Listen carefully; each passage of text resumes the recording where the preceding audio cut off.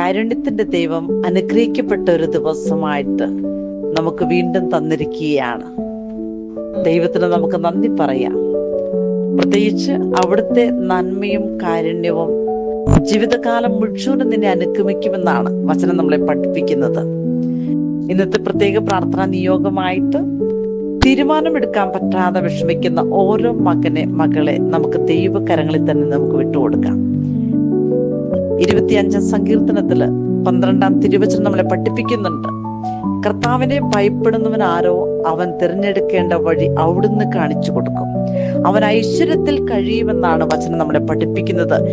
ദൈവഭയം ദൈവമക്കളെ എവിടെയുണ്ടോ അവിടെ ദൈവത്തിന്റെ പ്രവർത്തനം നമുക്ക് കാണുവാൻ സാധിക്കും.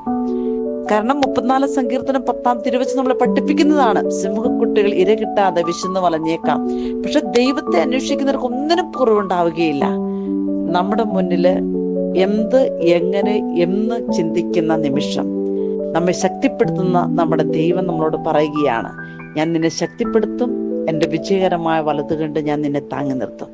നന്ദി പറയാം. ദൈവത്തിന്റെ വചനത്തിന്റെ ശക്തി യേശുനാമത്തിന്റെ നിറവിനാൽ ഇന്നത്തെ ദിവസം അനുഗ്രഹിക്കപ്പെട്ട ദിവസമാക്കി മാറ്റണം. നമ്മൾ ആഗ്രഹിക്കുന്നതിനും ചോദിക്കുന്നതിലും കൂടുതൽ ചെയ്തു തരാൻ കഴിവുള്ള ദൈവത്തിന്റെ സാന്നിധ്യം തിരിച്ചറിയാനുള്ള വലിയ കൃപയ്ക്ക് വേണ്ടി നമുക്ക് ഇന്നത്തെ ദിവസം പ്രാർത്ഥിക്കാം.